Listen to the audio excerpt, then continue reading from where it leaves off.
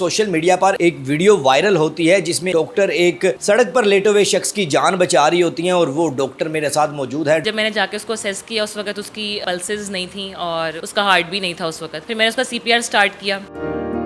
आप गुजर रही थी या वहाँ पे खड़ी थी और लोकेशन क्या थी और टोटल क्या वहाँ पे सीन था? ये इंसिडेंट है बीजिंग अंडरपास का। मैं उस वक्त मॉर्निंग में हॉस्पिटल ड्यूटी पर आ रही थी और मेरे वहाँ पहुँचने से मेरा ख्याल है 2 to 3 मिनट्स पहले एक्सीडेंट हुआ था वहाँ पर। और जब मैं वहाँ पहुँची पेशेंट वाज कोलैप्स देयर और मैंने वहाँ पे काफ़ी क्राउड था जिससे मुझे आइडिया हुआ कि शायद यहाँ पर कोई एक्सीडेंट हुआ है। और जब पेशेंट को मैंने देखा दूर से तो मुझे लग रहा था कि पेशेंट काफ़ी सीरियस है। और जब मैंने जाके उसको असेस किया उस वक्त उसकी पल्सेस नहीं थी और उस वक्त मैंने उसको अपनी स्टेप से चेक किया, उसका हार्ट भी नहीं था उस वक्त। फिर मैंने उसका सीपीआर स्टार्ट किया। फर्स्ट टाइम किया, फिर सेकंड टाइम किया और मीनवाइल जो वहाँ पर क्राउड था उनको मैंने कहा था कि रेस्क्यू को भी आप लोग कॉल कर लें ताकि patient as early as possible hospital चला जाए। और फिर थर्ड टाइम सीपीआर के बाद पेशेंट जो है वो रिवाइव हो गया हुआ था, उसकी ब्रीदिंग स्टार्ट हो गई थी, हार्ट उसका आ गया था। उसमें थोड़ा सा ये था कि 3 to 5 सेकेंड्स के लिए वो कॉन्शियस हुआ और फिर दोबारा से अनकॉन्शियस हो गया था। फिर उसको सर्विसेज हॉस्पिटल ले गए थे रेस्क्यू वाले और उसका फॉलोअप लिया मैंने। अल्हम्दुलिल्लाह he is far much better now, safe है। अच्छा मैम, मुझे बताइएगा कि क्या वजह बनी वहाँ पे, या गर्मी की वजह से हो गया? लोगों के माइंडसेट में ये कि शायद गर्मी की वजह से नौजवानों में अब हार्ट का इशू ज़्यादा हो रहा है, क्या मामला है? हकीकत आपके पास है, आप ये ज़रा बताइएगा।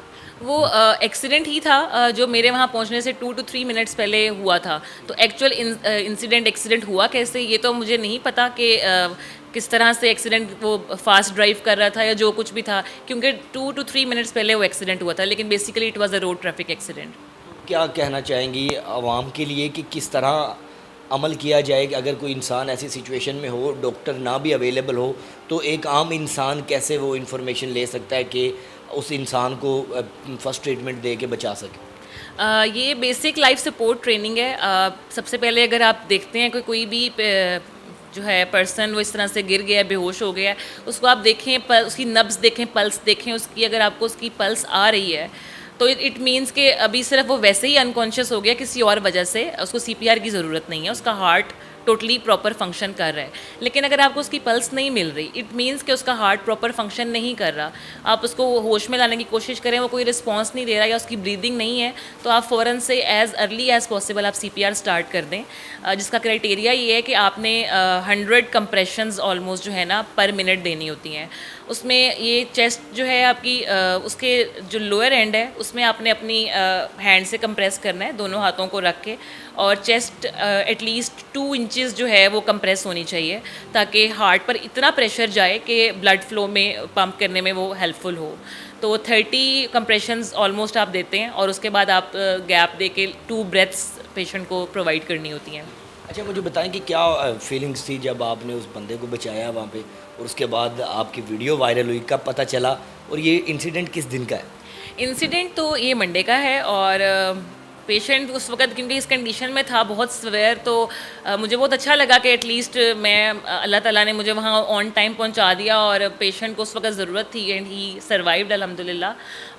फिर वीडियो वेंसडे को जो है वो सोशल मीडिया पे उस तरह से वायरल हुई है और सब लोगों में तब जो है वो स्प्रेड हुई है। अदरवाइज़ जो इंसिडेंट था वो मंडे का था और फिर वेडनेसडे तक पेशेंट भी अल्हम्दुलिल्लाह काफ़ी इम्प्रूव हो गया हुआ था। अच्छा मैम, जानना चाहूँगा कि नौजवानों के अंदर हार्ट का इशू बड़ा बन गया हुआ है कि क्या उसमें मेरे सुनने में ये आया कि नौजवान को हार्ट की पेन नहीं होती, वो डायरेक्ट या तो हार्ट अटैक होगा या हार्ट फेल हो जाएगा, तो इसमें थोड़ा सा बता दें कि लोगों के माइंडसेट में क्या है? अब जो हार्ट के इश्यूज़ हैं वो उसके काफ़ी ज़्यादा जो है ना फर्दर आगे डिजीज़ हो सकती है। हम सिंपल आम लेमैन लैंग्वेज में हम यही कहते हैं कि जी हार्ट फेल हो गया।